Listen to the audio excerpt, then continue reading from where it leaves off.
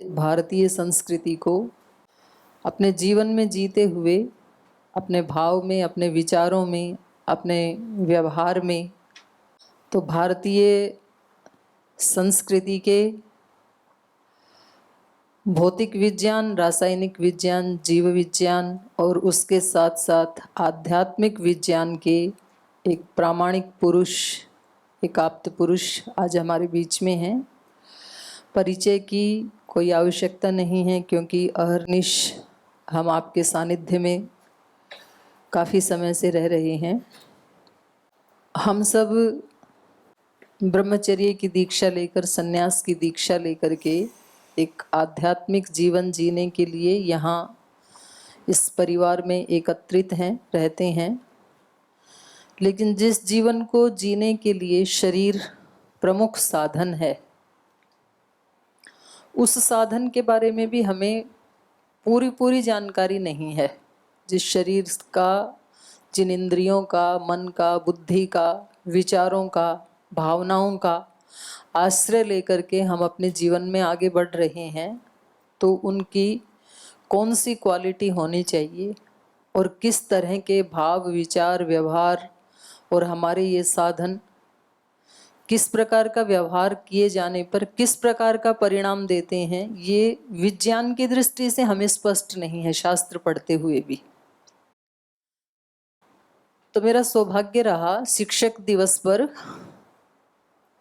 अपना पतंजलि गुरुकुलम देवप्रयाग में मैंने श्रद्धेय भाई साहब को सुना, तो मेरे मन में आया कि ये विषय हम सबके सामने भी रखें तो हम और ज़्यादा अपने कार्यों को, अपनी क्रियाओं को परिष्कृत कर सकते हैं।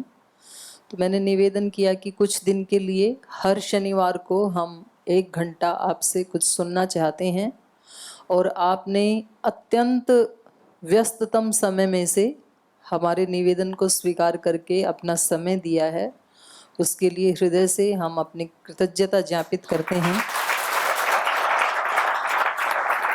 और अब मैं बहुत ही सम्मान और श्रद्धा के साथ श्रद्धेय भाई साहब को निवेदन करती हूँ कि वो आज के उद्बोधन से हम सबको अनुग्रहित करें। ओम। ऋषि धर्म, सनातन धर्म की समर्थ संवाहिका, ममता की प्रतिमूर्ति पूज्य साध्वी बहन जी और आध्यात्मिक पथ के समर्थ पथिक सभी हमारे ब्रह्मचारी, संतगण, साध्वी बेटियां, आप सभी के अंदर अनुस्यूत परब्रह्म को प्रणाम करता हूं। देवप्रयाग में दीदी के साथ में गया था और वहाँ के जो विद्यार्थी थे, छात्राएं थी, अंतेवासी, उनसे कुछ विषयों पर वार्ता हो रही थी क्योंकि शिक्षक दिवस था। तो उस समय उस कक्षा के बच्चे बायोलॉजी में सेल पढ़े थे और भौतिक विज्ञान में न्यूटन्स लॉ ऑफ मोशन पढ़ा था, गति का नियम। तो बच्चों से मैंने ऐसे ही सहज रूप से मेरे मस्तिष्क में आया कि बच्चों को वास्तव में अवधारणात्मक समझ इन विषयों की है या सिर्फ स्मृति जन्य अभ्यास मात्र है। तो उस विषय में मैंने उनसे परिचर्चा करते हुए कुछ बातें की थी। पूज्य साध्वी दीदी ने कहा कि हमारे ब्रह्मचारियों, संत और साध्वी गणों के साथ भी आपकी वार्ता होनी चाहिए। मुझे नहीं लगा था कि इतनी महत्वपूर्ण वार्ता है वो, लेकिन दीदी को महत्वपूर्ण लगा, तो उसमें ज़रूर कुछ बात होगी। तो उस विषय को मैं आपसे रखना चाहूँगा। स्वाभाविक रूप से हम अध्यात्म को क्या समझते हैं? अगर किसी से भी कोई, अभी प्रश्न नहीं कर रहा हूँ बेटा मैं, स्वाभाविक रूप से जैसे महाभाष्य में स्वयं प्रश्न स्वयं उत्तर है ना, उस तरह बात कर रहा हूँ। स्वाभाविक रूप से पहले एक प्रश्न आता है कि अध्यात्म है क्या? तो सब तरह तरह की परिभाषाएं मिलती हैं जिससे आप लोग विज्ञ होंगे। एक परिभाषा ये भी होती है आत्मज्ञान। आत्मज्ञान होना। अब प्रश्न उठता है कि आत्मज्ञान का अर्थ क्या है, उसका कितना बड़ा कैनवास है, उसका कितना बड़ा डोमेन है, आयाम है, और आत्मज्ञान क्या है?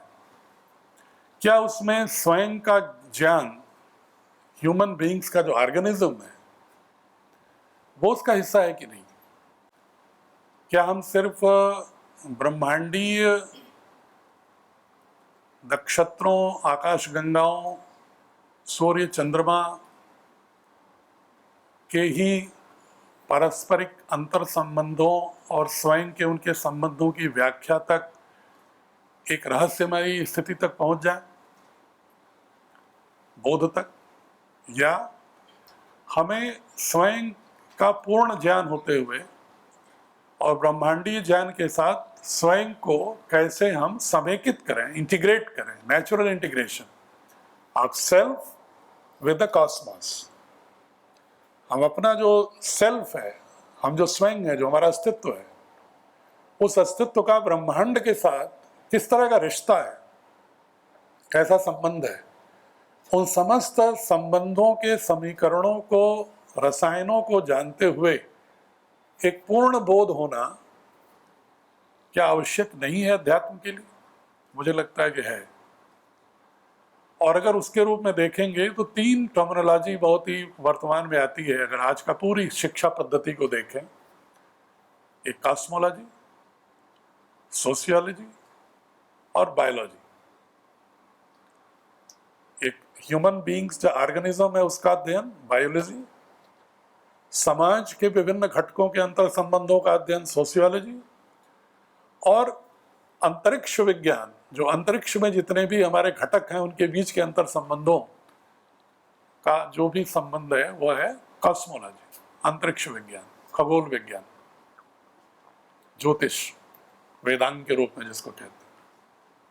ये फलित ज्योतिष नहीं, वेदांग की बात कर लो, वो खगोल विज्ञान ही था, अंतरिक्ष विज्ञान ही था। अब एक अगला सवाल ये उठना चाहिए आपके मन में कि क्या तीनों के बीच में कोई रिश्ता है क्या? ये तीनों स्वतंत्र हैं? क्या अगर हम अपनी बायोलॉजी को ठीक से समझें तो क्या हम सोशियोलॉजी बिना पढ़े भी सोशियोलॉजी को समझ सकते हैं क्या? या अगर हम सोशियोलॉजी को ठीक से पढ़ें तो क्या हम अपनी बायोलॉजी को उससे रिलेट कर सकते हैं क्या? या अगर हम कॉस्मोलॉजी को ठीक से पढ़ लें तो क्या हम सोशियोलॉजी और बायोलॉजी को जोड़ सकते हैं क्या? ये आज मैं आपसे फोकस करूंगा वार्ता का कि बायोलॉजी कैसे सोशियोलॉजी से रिश्ता रखती है सीधा। अगर आपने ह्यूमन ऑर्गेनिज्म को ठीक से समझ लें तो अच्छे समाज के संचालन के लिए जिन सिद्धांतों की आवश्यकता होती है वो आपको अलग से पढ़ने की आवश्यकता नहीं। बायोलॉजी कितने लोग पढ़े हैं इसमें से, इंटरमीडिएट तक या हाई स्कूल तक? हाई स्कूल तक तो सभी लोगों ने पढ़ा होगा, वो तो कंपलसरी है। और सेल मुझे लग रहा है 9th में ही पढ़ाया जाता है। तो सेल के विषय में मुझे अच्छा इसलिए मैं पूछ रहा हूँ, अच्छा लगेगा कि सबको एक प्राथमिक जानकारी है कि सेल क्या है। सेल क्या है? अब मैं प्रश्न पूछ रहा हूँ, कोई बताएगा? एक व्यक्ति बताओ, हाथ उठाओ, फिर मैं पूछूं। आप बताओ। शरीर की सबसे सूक्ष्मतम इकाई को सेल कहते हैं। बिल्कुल ठीक है। शरीर में कितने सेल होते हैं लगभग, वैज्ञानिकों ने जो बताया है? कितने सेल होते हैं? एक हाथ उठाओ फिर मैं पूछूंगा। एक ही प्रश्न, एक ही व्यक्ति हर प्रश्न का उत्तर नहीं देगा। फिर ये पार्टिसिपेटरी डिस्कशन नहीं होगा, फिर यूनिलैटरल डिस्कशन हो जाएगा। हाथ उठाओ कितने लोग जानते हैं कि सेल की संख्या हमारे शरीर के अंदर कितनी है?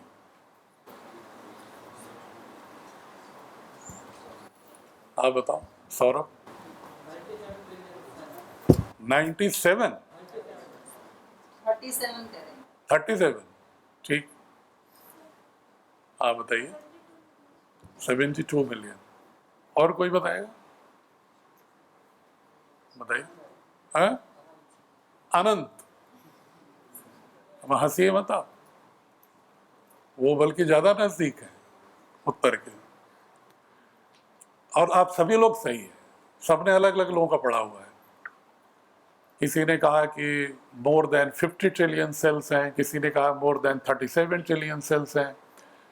हकीकत है कि आज तक गणना ही नहीं हो पाई है। तो जब गणना ही नहीं हो पाई है, मतलब 50 ट्रिलियन सेल तक तो गणना हो गई है।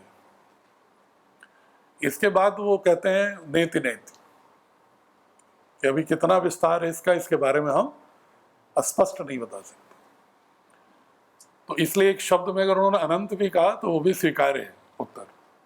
तो जब हमें गणना हम कर ही नहीं पाए कितनी है, वैज्ञानिकों ने नेति नेति कहना ध्येय वाक्य शुरू कर दिया कि भाई असंभव है गिनना, बिल्कुल काउंट करना। फिर उन्होंने ज्यादातर लोगों ने ये कहा कि मोर देन 50 ट्रिलियन सेल्स हैं, ये कहना शुरू किया कि मोर देन 50 ट्रिलियन सेल्स। अब मोर देन 50 से कितना मोर है, इसके बारे में भी भविष्य के गर्भ में है। अगर विश्व की आबादी के संदर्भ में इसको देखें, मान लो 50 ट्रिलियन सेल ही हो, तो कितनी आबादी होगी सेल की एक शरीर के अंदर? मतलब 50 ट्रिलियन का मतलब कितने बिलियन हुआ? 100 का गुणा करो भाई, 5000 बिलियन। कितने करोड़ हुआ? 5 लाख करोड़।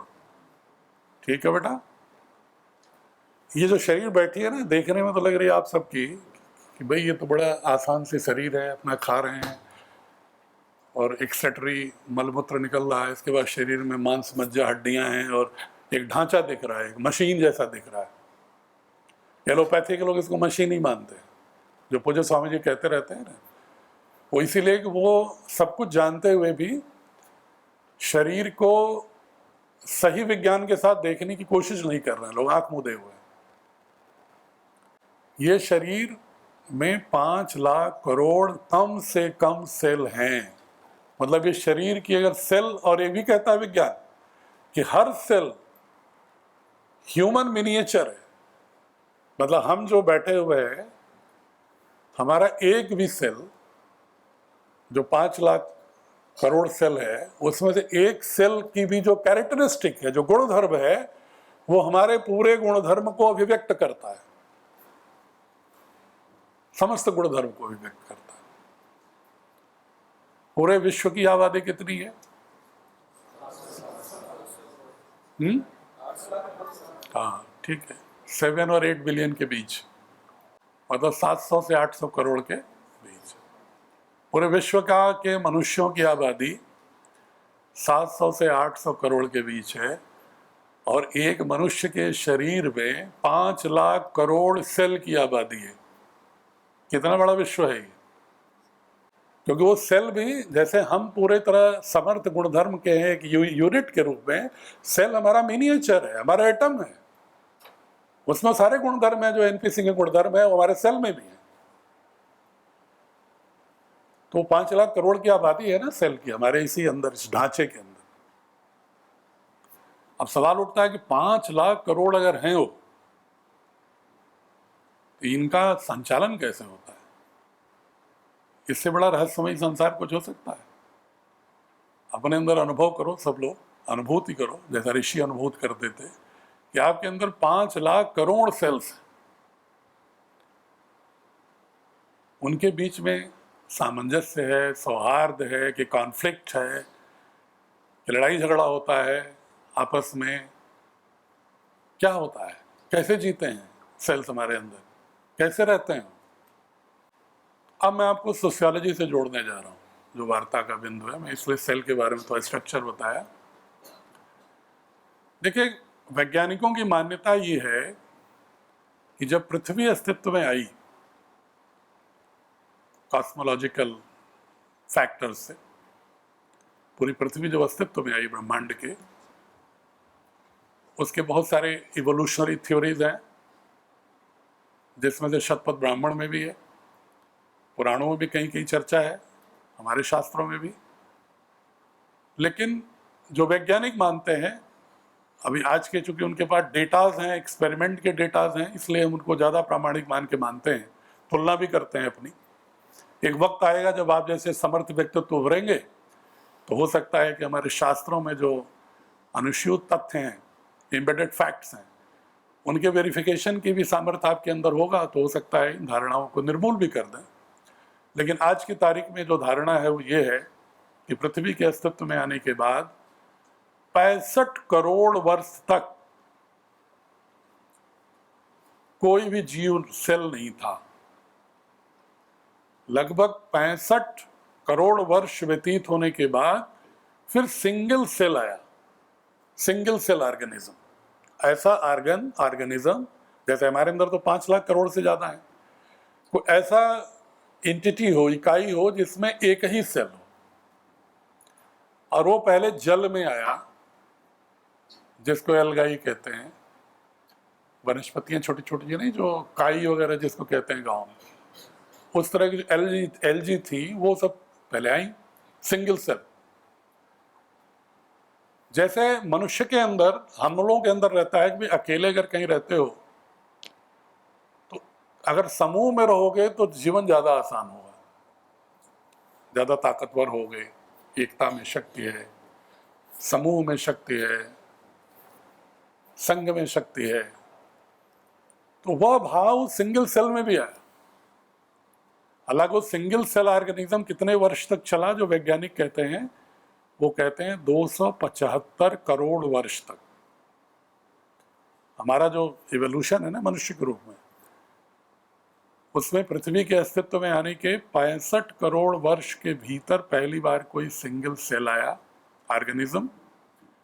ऐसे ऑर्गेनिज्म जो सिंगल सेल से बने हों, एकल कोशिका से बने हों, और इसके बाद 275 करोड़ वर्ष तक एकल कोशिका वाले ही जीव रहे। और अब से लगभग 75 करोड़ वर्ष पहले मल्टी सेलुलर ऑर्गेनिज्म आए, बहुकोशिका के जीव का विकास हुआ, मल्टी सेलुलर ऑर्गेनिज्म। और वो इसीलिए हुआ कि जो सिंगल सेल ऑर्गेनिज्म था, वो जो भी क्लाइमेट के जो भी झटके थे, उसमें अपने अस्तित्व को जिंदा रखने में सफल नहीं हो रहा था। उसकी मरणशीलता शीघ्र होती थी, उसकी पोटेंसी नहीं थी। तो इसलिए उसने अनुभूत किया कि हमें सिंगल की बजाय डबल, ट्रिपल, मल्टीपल होना चाहिए। तो फिर मल्टी सेलुलर ऑर्गेनिज्म के रूप में ग्रेजुअली विकसित होते होते लगभग अब से 75 करोड़ वर्ष पूर्व मनुष्य का जो ऑर्गेनिज्म है, ये मल्टी सेलुलर ऑर्गेनिज्म का स्वरूप आया।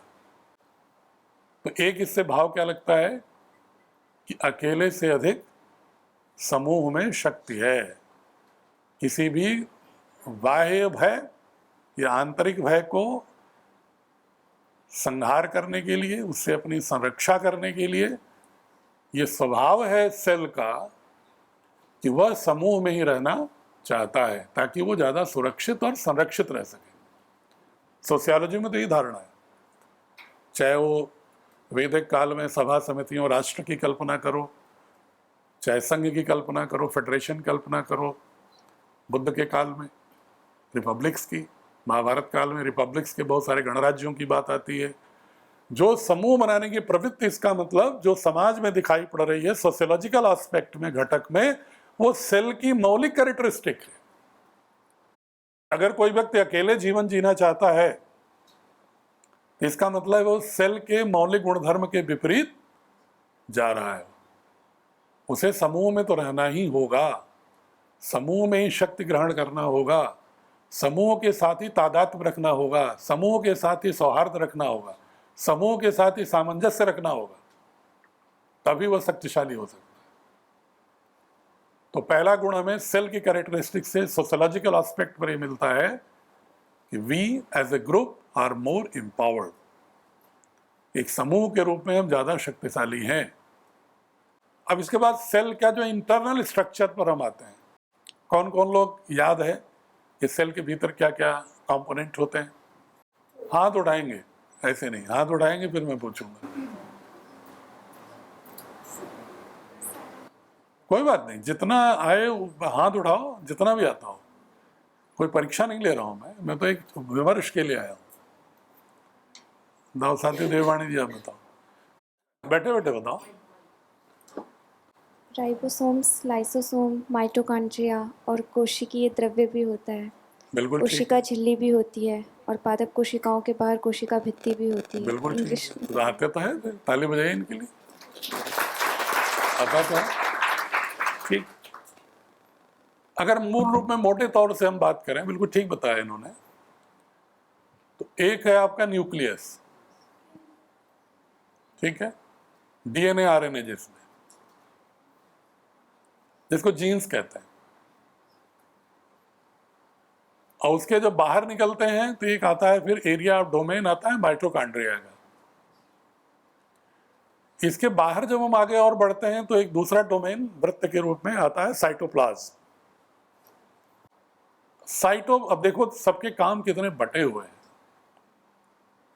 सेल का न्यूक्लियस क्या काम करता है, माइटोकॉन्ड्रिया की क्या भूमिका है, और साइटोप्लाज्म का क्या है, साइटोप्लाज्मिक प्रोसेसेस का क्या प्रभाव है, ये बहुत इंपॉर्टेंट। हमारा जीवन कैसे चलता है, हमारा सेल का जीवन ही हमारा जीवन है। तो जो जीन है ना, एक बड़ी थ्योरी गलत आई, मैं इसलिए इस पर ज्यादा फोकस सोशियोलॉजी से जोड़ना चाह रहा हूं, इसलिए मैं चर्चा कर रहा हूं। एक बहुत चर्चा आई विद्वानों में, वैज्ञानिकों में, पाश्चात्य के वैज्ञानिकों में ज्यादा, उन्होंने इसको थ्योरी को लाया, कॉन्सेप्ट ऑफ रेस। दोष तो देते हैं भारत की जाति व्यवस्था को, लेकिन सबसे अधिक आक्रामक अगर रेसियलिज्म कहीं आया तो आया यूरोप में। हम तो हमेशा ये कहते रहे कि हमारी जो जाति व्यवस्था है ये शास्त्र सम्मत नहीं, इसका कोई हमारा शास्त्रीय सैद्धांतिक आधार नहीं है, पृष्ठभूमि नहीं है, बल्कि हम वर्ण व्यवस्था को मानने वाले लोग रहे। चातुर्वर्ण मया सृष्टे गुणकर्म विभाग सा, चारों वर्ण का हमें लेबर ऑफ डिवीजन पर था, गुणधर्म के आधार पर वर्गीकरण था, न कि बाई बर्थ था, जन्म से नहीं था, यह गुणधर्म के आधार, एक्वायर्ड आधार पर था, बाई बर्थ नहीं था। जैसी कैरेक्टरिस्टिक आप एक्वायर करते हो, ग्रहण करते हो, ग्राह्यता शक्ति जैसी गुणधर्म के प्रति है, उसके अनुरूप आपका वर्गीकरण सामाजिक ढांचे में हो रहा है। जैसे आज की तारीख में class 1, class 2, class 3, class 4 employees की बात होती है, vice chancellor, registrar, dean, professor, associate professor, assistant professor की बात होती है। ये वर्गीकरण है। लेकिन अगर इसको कल को अगर ऐसा सिस्टम हो जाए धीरे धीरे कि बाई बर्थ हो जाए कि मैं अगर वाइस चांसलर हूं तो मेरा बच्चा पैदा होगा तो वाइस चांसलर ही होगा, तो ये तो मेरा दुराग्रह है। व्यवस्था के संदर्भ में विकृति पैदा करना है। ये हमारा धर्म नहीं था, ये हमारा शास्त्रीय मान्यता नहीं थी, इसका कोई सैद्धांतिक आधार नहीं था। आधार तो वर्ण का था, और वर्ण पूर्णतः लेबर डिवीजन था, कर्म विभाजन था, आपकी योग्यता और दक्षता के आधार पर। हम तो नहीं मानते थे। ये बात और है कि विकृति के रूप में धीरे धीरे समाज में एक ऐसा विष आ गया ये कि भारत कमजोर हुआ। आप इसको अनुभव करेंगे, और अनुभव करते हुए पूज्य स्वामी जी भी प्राय कहते रहते हैं, और आप उनके प्रतिरूप हैं, तो मैं मानता हूं कि आप इसको जरूर 100% मानते होंगे कि भारत की व्यवस्था को अगर कुछ सबसे अधिक कमजोर करने वाली कोई व्यवस्था है सोशियोलॉजिकल विश पॉइजन, तो है जाति।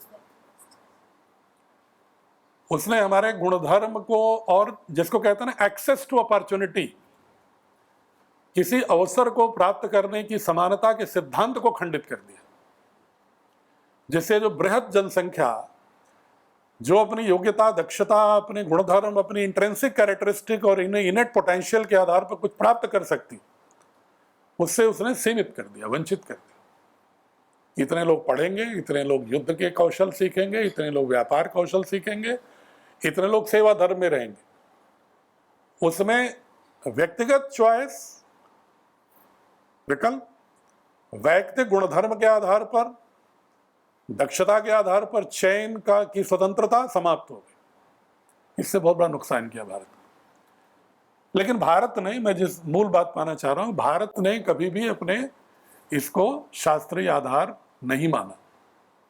कुछ ग्रंथों में अगर मिलता है किसी रूप में, उसको भी विद्वान यही मानते हैं कि प्रक्षेप, ये मूल नहीं है।